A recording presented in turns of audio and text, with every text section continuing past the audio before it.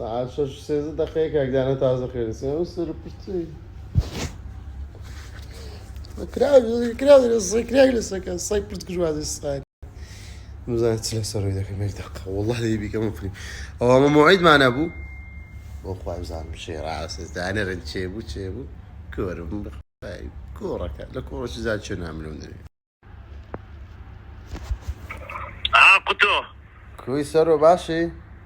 زرق وحالس أو موضوع أي توا أدري حتى قولة تبدأ بكرتر دبي واتوي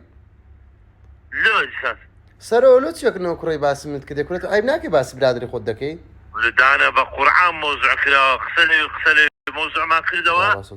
باشي كده أتفوزاني موضوعي والله لو يان باس كده أدي هم قصصي والله دانا بخوة زايد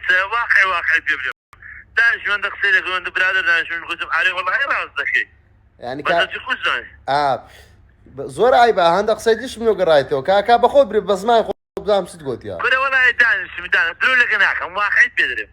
ايه داش قلت يا دانا قلت علي والله وش ثاني نضخ تبعات او تغسلنا كل باسم والله يدري ناحية يقول يا زلمة شو لابلو قول اقسم كي لكن شباسي من الكرديا والله لو قول اقسم لكن شباسي من الكرديا كم حيس بو قرآن ده توبينم بو قرآن دبالوي متابعتكم كيف كل مقصد قلت تدب كرد بس والله يملو موسى باب مزانبه قلت تخوز زاني ملو قول اقسم كل بقرآن سرو ها كوريك دقيقة بقرآن تلفون بز لكن شباسي من الكرديا كوري نازم والله ايدانا ليه قال ساعه ما هذا موضوع اخينا زاني ما هذا ملو قول درا والله يا مجوا فيديو كده دادنا بوخ وايد بدانا دانا بوخ وايد كشمر ده كم فيديو بوخ وايد دادنا بوخ وايد بابو موسى ثاني قباتك تمشي ها كل دانا ها كل قطو قزة قردة بس شرف الشيطان بن على كل والله الفيديو دانا نيا عمل لو قرق سبت نازم كل ثاني بس تبي خد بكارينا راساتنا موزع بس الرجال بس من كل مش كسر كل دانا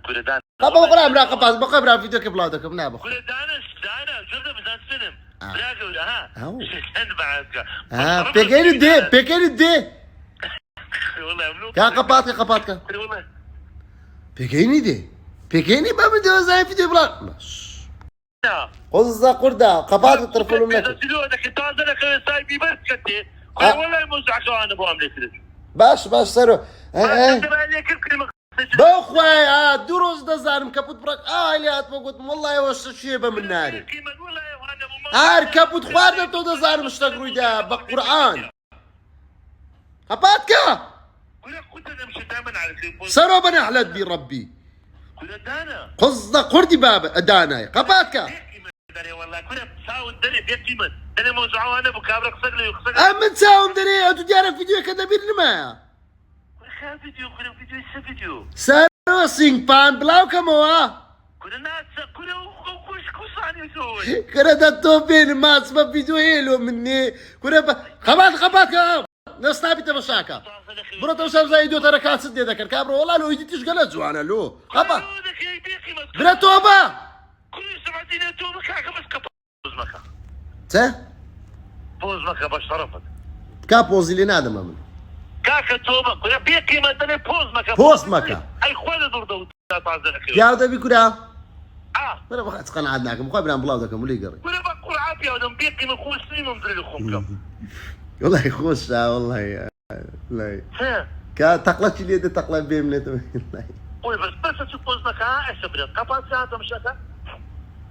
او يقدانا بس شرفت وازن ايوه تو والله برافو قفا والله هي جي بس انا بوز بخلي قشمر ده كما قدر اخوا قوري والله صاروا هم هو لك ده ان شاء الله كو بنوش تكلك اخوم ده كما من يعلم بلا بكريته ان شاء الله تا براكم خم نبدا واحد تا ده سنر ها